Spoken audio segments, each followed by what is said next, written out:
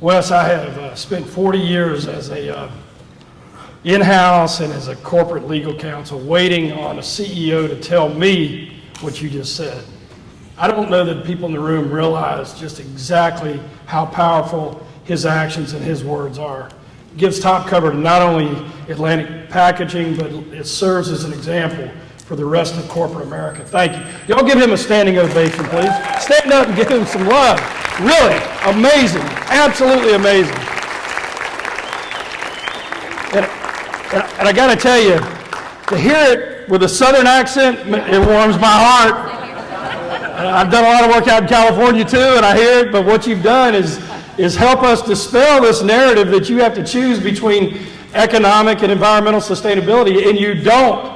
It is more economically sustainable. So at the end of my comments, if there's time, I want to just give a little case study. But let me start by saying one of the days that I didn't speak about, I want to segue from your grandfather's efforts with the Klan. On May 17th, we did an honor hike in Somerton that was organized by Clark, where we walked 10 miles from the home of Levi Pearson to the school that they had to walk to because the county would not give them one school bus for the black children. They had to walk 20 miles, 10 miles there and 10 miles back. And it was a difficult walk for a lot of reasons, not the least of which we were dodging traffic, as they must have also had to do at that time. And in talking, the families brought back some of the children, now very old, who followed us in a van during this hike. And to hear the stories of not just having to walk 20 miles, but having the school bus pass these children and throwing things as they walked. And I have said, and I'm really pleased to meet you and learn of your grandfather's work, that we will never be a great state until we're a good state. And I have a lot of friends, some family, that say what they didn't own and how they didn't do. We don't have to own it. We have to acknowledge it. And acknowledgement goes a long way to beginning to address the scar on the soul of this state. So why Somerton? Because those families' history was stolen from them. Many people in this state, in this country, well know about a case called Brown versus Board of Education. But what few people know is that the first case that would be filed came out of South Carolina. It was the first case filed in federal district court. It was the first case appealed to the United States Supreme Court. It was the case argued by Thurgood Marshall, and the opinion rendered in Brown versus Board was based on the dissenting opinion of Judge Wade's Waring that he issued at the dissent in the U.S. District Court case in South Carolina. That case was 100% South Carolina, and it stole away the history of many of those families, some of whom witnessed their family members being beaten to death by signing that petition. And we simply are going to continue to raise awareness of what happened. If you want to view it purely in economic terms, Kansas, because of that case, has gotten tens of millions of dollars for monuments and other museums. In South Carolina, if you go to Somerton, is no more different today than it was then. Mayor, if that good. You go through there on your way home, right? So we've got a lot to do. We've got a lot to do. And so to know someone whose family stood up, and we are much better. And we are much better now. We're in a time of tremendous economic renaissance, which is wonderful economically, but challenging with some of the issues that we're going to address. But it's a pleasure to meet you. And our SC7 was part of Good Morning America because of the work we've done. We have tried to address cultural issues, conservation issues, healthcare issues, all sustainability issues, and that's an incredibly important part. So I had comments prepared, at least in my mind. I don't like writing it down, and I don't do PowerPoints because I can't even follow them. So those that are clicking slides are awful. But I want to follow up, segue from some of what you said, that plastics, that's a big issue for us. Palmetto Pride is here and has hiked with us most of the way. And so Michelle asked me to talk about what we've done. I spend a month a year in the Galapagos. Virginia Ann says I'm on vacation. That's probably mostly true, but I do teach down there and we do some other things. And so we have taken our monthly cleanups where we partner with Palmetto Pride to the Galapagos. And as a surfer, have you surfed the Galapagos yet? No, but I'd like to. All right, well, you got an invitation. And so let me tell you that Virginia Ann and I last year sponsored the first World Surf League tournament in the Galapagos in exchange for the surfers helping us pick up plastic. The Galapagos are unique for many reasons, but one of the reasons is it has 3 currents that come there, 2 surface and 1 undersurface, and it brings with it that 11 million metric tons of plastic are part of it because that's where it collects. It's like, tragically, it's like a landfill. And they probably wouldn't like me saying that. It's not in the places you'll go probably if you go visit. But if you come with me, I'll take you out there and we can clean these places up. And it is absolutely a tragedy of what's going on. So we are taking these cleanups, much I've learned from Esther and Sarah, that we do knee deep here in South Carolina. And we have begun doing those same monthly cleanups there. We've engaged the surfing community.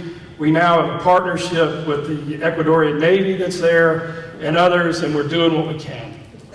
And we did that by audience-centered communication. Now, I want to come back to that with the publicly traded company where I've spent some time. So the World Surf League Tournament. Global Eco Adventure that has partnered now with the National Heritage Corridor for these 6 years, 5 years of the expedition, had the largest entity cleanup on World Ocean Day here out of South Carolina. Cheyenne Cunningham, who's not here, she's in a very, very fragile state, who came earlier, couldn't make it today, organized this with Felipe Gusteau, and we had cleanups here in 2 places along the coast, in Maui and in San Cristobal in the Galapagos, making us the largest single entity cleanup on World Ocean Day. All of that has come about, not just the idea, but the volunteerism. In this state, what we have found is you can shamelessly ask for just about anything, Howard. Howard, who led the State Guard's defense during Joaquin, and if you give people purpose and time, and something that you said, Wes, in your comments, people won't do what they can't afford to do. We'll come back to that. And they won't do what they don't have time to do. But it was that principle that we have hoped to embody here that allowed us to recruit 127,000 volunteers 3 Earth Days ago to plant 3.4 million trees in every county in South Carolina, a world record. And I say it's a world record. Kelly, I hope that's okay. Because Ethiopia says they were, but they crop dusted. I don't count that. We planted trees here. And we did it. It's an interesting story. Out of the Floodwater Commission, we had said, Ben, I thought it was a fairly aggressive goal, 1 million trees over 10 years. And the governor took it and slid it across the table and said, oh, no, talk that. We're going to do that in 1 year. And I thought, well, that's easy for him to say. So I started asking around because we didn't have a budget. There was not a state dollar spent on that. And I called around to see if I could get trees. Getting 1 million trees was going to be a problem. But I talked to Scott Phillips at Forestry Commission. He said, I could probably get you 20,000 trees, but I can get you 3.5 million seeds. And it's like, oh boy, now I caught the car because now I can't say we can't do it. So I called my friend who's the director of the Department of Corrections, and I said, can we use, for good time, volunteers in the correction system to help us put these seeds in cups? You know, my interest in the environment started in the 4th grade as president of the Ecology Club, and our project that year was taking seeds, putting them in cups, letting them come up, and then going and planting them. So that year, for good time, female inmates took seeds and put them in packets and cups, 3.5 million. You know how you do that? 1. 2. They put it in there, and then we went to our schools. And we got schools in every single county in this state. And we went to companies. Mullikin, who's here, was a big part of this. And they created a board for us, showing where it was all going up. And then the governor, the first lady, and they planted trees in the governor's gardens. and collectively we planted those trees. This state, we now have oars in the water, and we're doing a lot of good things, but we have, through SC7 in this broad collaboration, tried to be that light on the back porch that collects people, moves away from the vitriol that has so defined these issues. And it's sometimes hard because the people who are sometimes the very best and passionate can sometimes use language that is divisive, not embracive. And so we have to be careful about words that we use. In creating the Floodwater Commission, 2 words that we couldn't use in this order were climate change, because that's a political conversation. And we wanted an ecological conversation. In fact, NBC came down in New York and did this in an effort, I think, to embarrass me, kept pushing me, why won't I say climate change? And I said, because in this state, that divides people.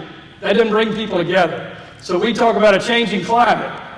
It's just as good, isn't it? And we talk about flooding. The name of the commission isn't the South Carolina Climate Commission, it's the Floodwater Commission, because that's the micro manifestations. That brings people to the conversation. And that's what we've done. Internationally, I teach, as Michelle mentioned, for a university in Ecuador, and the president came up and actually participated in South Carolina 7. And he said, man, this is great, why aren't you doing this for me in Ecuador? So, well, you haven't asked. And so we started looking around in Ecuador, and we found that Ecuador, and I knew this because I had climbed this mountain a couple times, has the highest mountain on the earth. Now you know, no, it's not. Everest is. No, Everest is the highest from sea level. The mountain that's the furthest in the atmosphere is Chimborazo. And it's a lot further into the atmosphere because of the Ecuadorian bulge. And a guy who climbed that, who wrote a lot, and helped this country in very meaningful ways with mapping, was a guy named Alexander von Humboldt. I mean, the Humboldt Current, there's a lot of things named after this Austrian. And he climbed that mountain, and spent time in the Amazon with a guy named Carlos Montúfar. Carlos Montúfar's great-great-grandnephew is a friend of mine who started the university where I teach. And so we started this trail that I leave next week to go do, where we climb Chimborazo, we mountain bike off the back, we kayak to the coast, and then we go to the other great naturalist, Humboldt's protege, a guy by the name of, and a subnote named Charles Darwin. And we go out there and we dive in Darwin Bay. So we'll be leaving if anybody's interested in joining us down there. That's where we're headed next. So Ecuador. We started it down there, and we're working with them through our small collective effort with their ecotourism.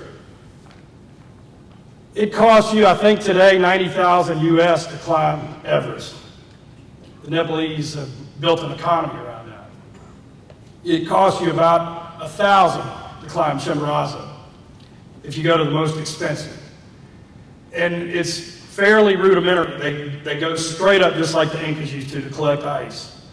We've worked with them in the same small group, and we put permanent glamping type tents at the bottom of Chimborazo at a high camp, and we're now working with them on fixed lines to circumnavigate rather than going straight up.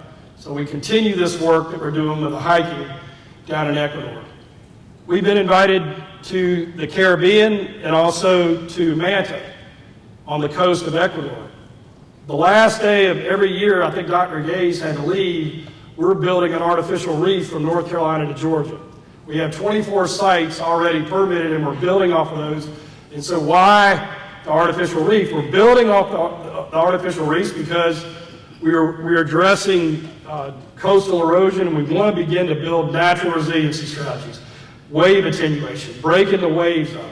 It's very difficult. If you can imagine, if you're going to go to places and you're going to make a difference on degradation along the coastline that has the strongest currents, it means going into the strongest currents, which is dark and the water's moving. The methodologies and technologies have been available for years, but you had to have somebody to get in the water.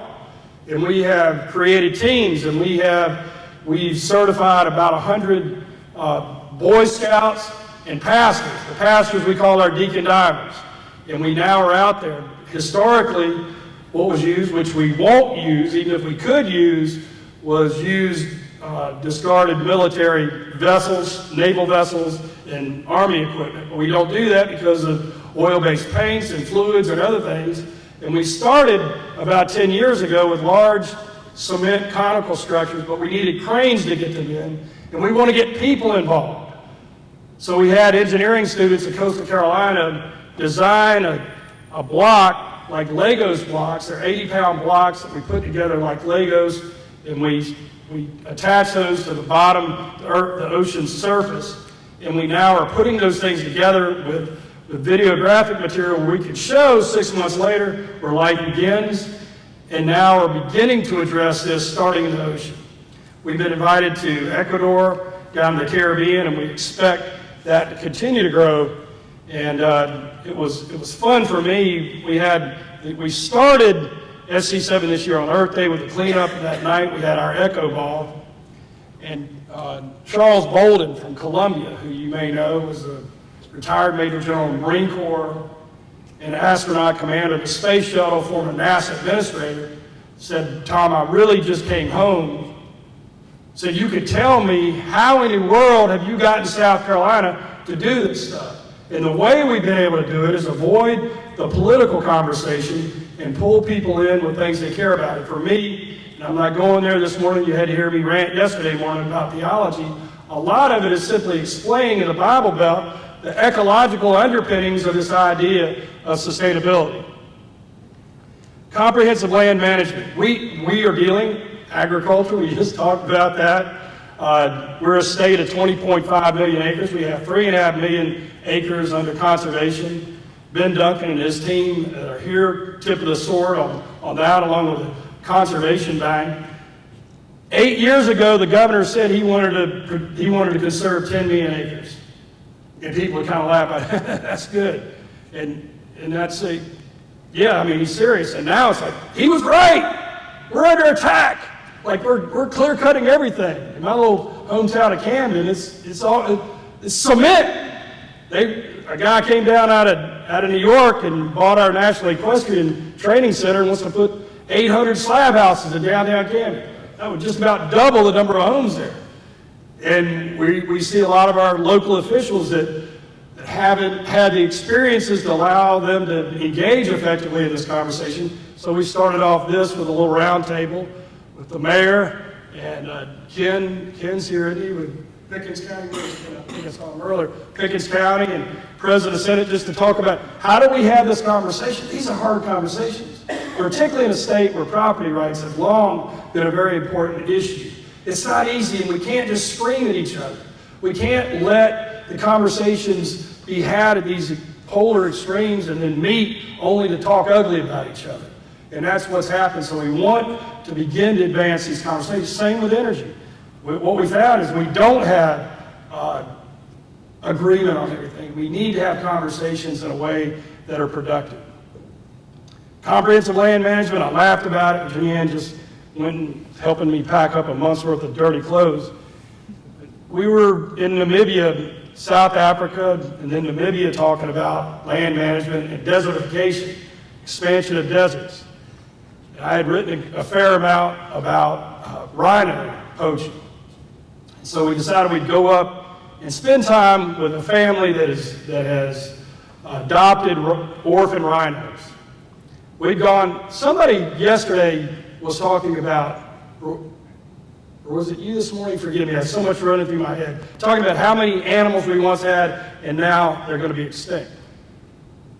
In our lifetime, white and black rhinos are going to be extinct in the wild if we don't do something.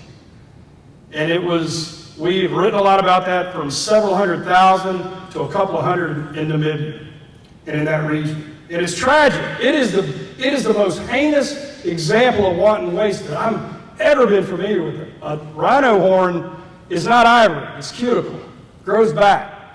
You can cut it off above the nerves like a fingernail and it grows back. But instead, China and Vietnam have prized these rhino horns for financial status and some alleged medicinal value, although there's a lot of conversation about that even among those from those cultures.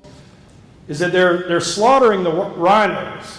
And I say that, I kind of like saying this better in front of Virginia, but we were there, and we were there when two poachers were on the farm that we were on. And they asked me if I wanted to go, and I didn't want to leave Virginia back, so we loaded up, and shortly after arriving near the area, they began exchanging fire, and she was in the floorboard, and she decided she didn't want to do rhino poaching anymore. And I decided that I didn't want her to do rhino poaching anymore. But we have tried to find the outer band, and so when people scream at me about one thing or another, about trying to engage in a difficult conversation, if you're not shooting at me, I'm okay. But all of that is here. Everything that I have in my life and the experiences that I've had, both to travel and economically, I owe to the state and what's embedded here with conservation. Conservation is a part of our DNA. Animal conservation, if we had rhinos running across Highway 97, Chris, we'd have a problem. We got deer, we need to have animal management. It's tragic.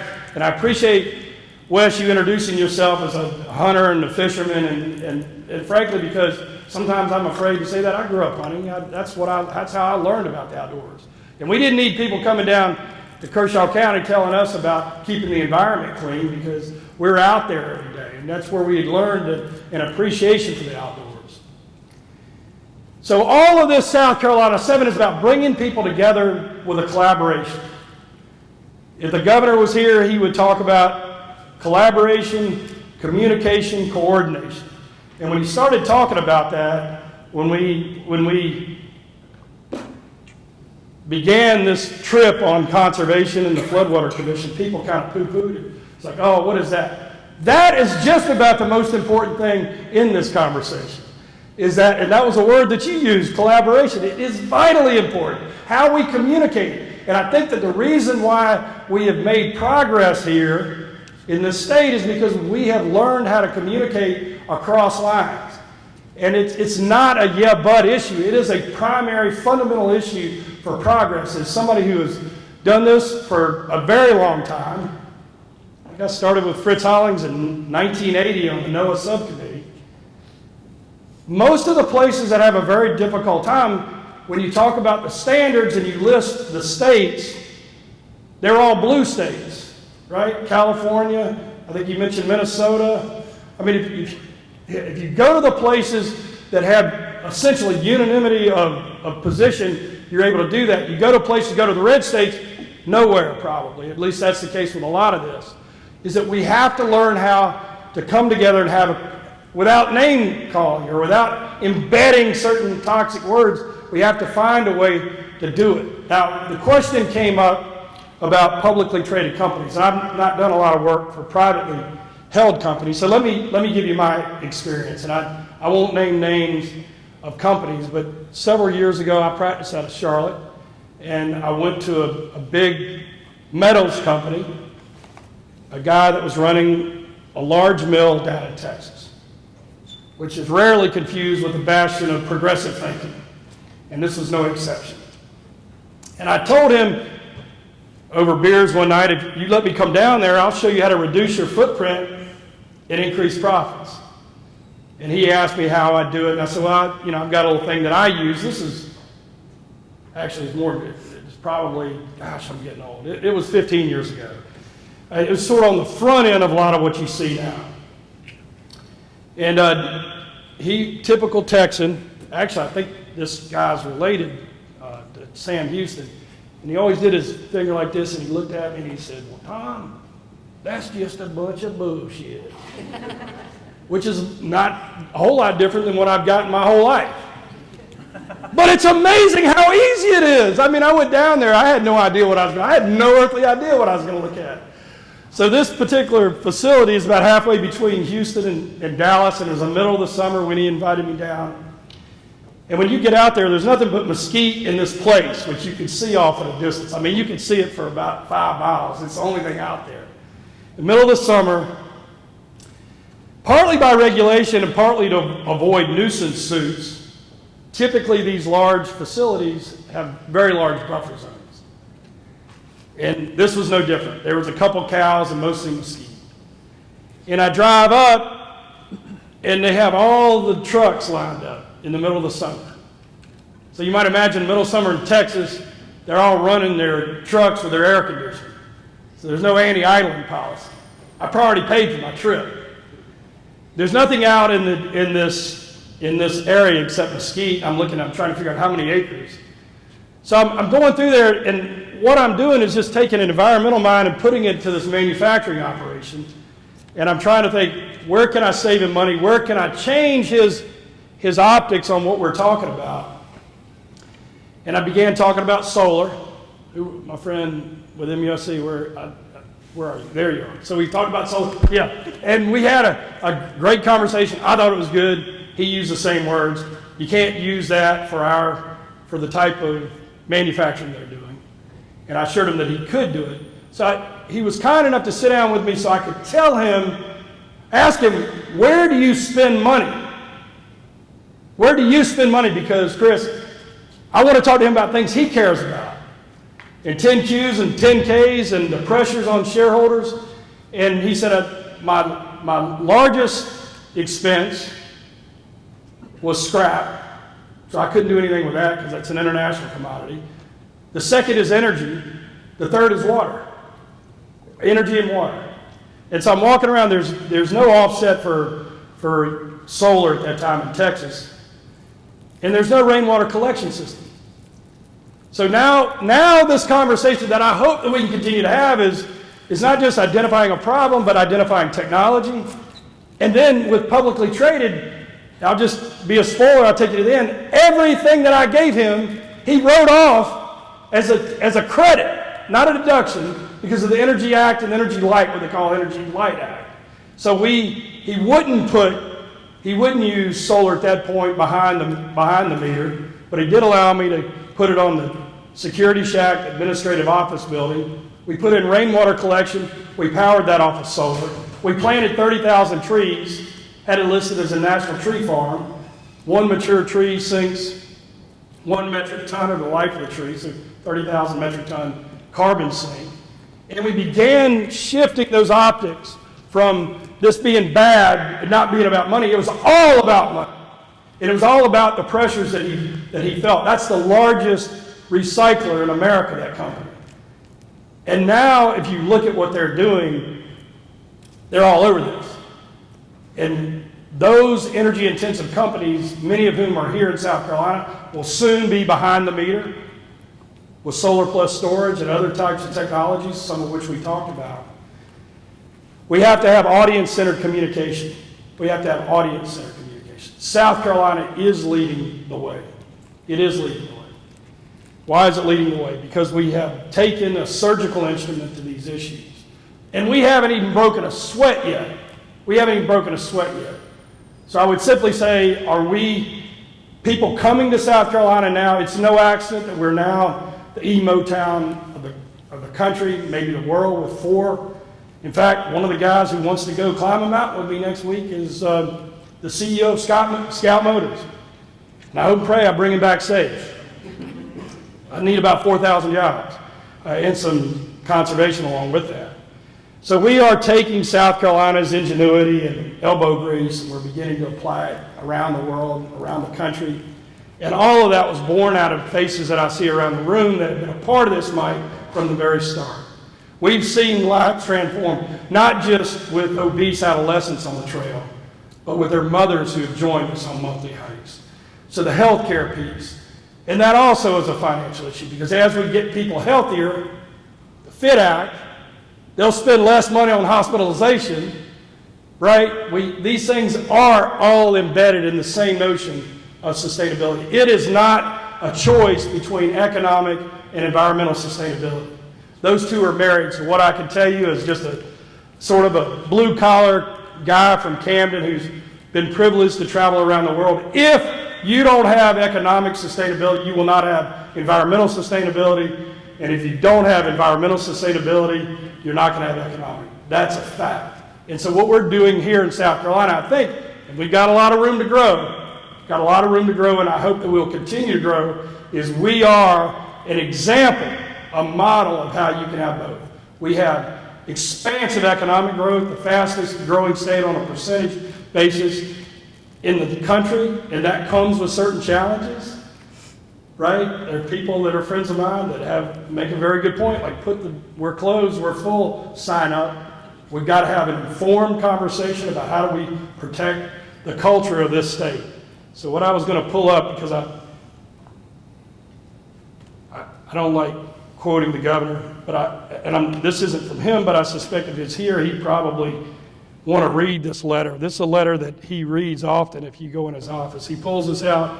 This is a letter that was written to the king in the 1700s. Let me see if I can pull a date off this thing. 1739. This is about South Carolina. Man, you've been in there when he's read this. He pulls it out of the drawer. Charlestown metropolis of the province of South Carolina is pleasantly situated between Cooper and Ashley rivers, which form a spacious and convenient harbor. The climate of Carolina here, formerly called Florida, is extremely agreeable and wholesome and compared with the rest of the northern hemisphere, most of which they owned at that time, may well be looked upon as the most temperate part of the habitable earth on the north side of the equator. It is the fairest and most fruitful province belonging to Great Britain, and by far the most extensive, reaching several degrees in breadth and in length from the Atlantic Ocean to the South Sea. It is well watered with a great number of the rivers, some of them navigable for several hundred miles against the stream. Beautiful green woods all year, and produces such fruit that those who once taste of it will despise the watery taste of that in England. Its silk is preferable to any. Its rice is the best in the world. Provisions of all kind are extremely good and very cheap, and inhabitants are hurt by no particular distemper. Goes on. That's here, the most beautiful place on earth. We don't have to have smokestacks to have an economy here. We just got to dust off and clean up the Lynch's River, the places that we have. Tourism globally is a $7 trillion industry. Ecotourism is 25% and the fastest growing. South Carolina tourism is the #1 economic sector at about $29 billion, and the percentage is about the same here. People are flocking here for our beaches, for our waterfalls, for our rivers. We simply need to go back out into the Lord's garden, collaborate among ourselves, agree on moving forward and doing those things for this beautiful garden that's been entrusted, not given to us, entrusted to us for our children, our grandchildren. So I know Michelle wants to give out a few awards. Let me just say for myself, we're honored that you would spend time. Thank you for the good work. You are a global model, and I will talk about you the rest of my life. I want a picture of you in my wallet so I can pick it up.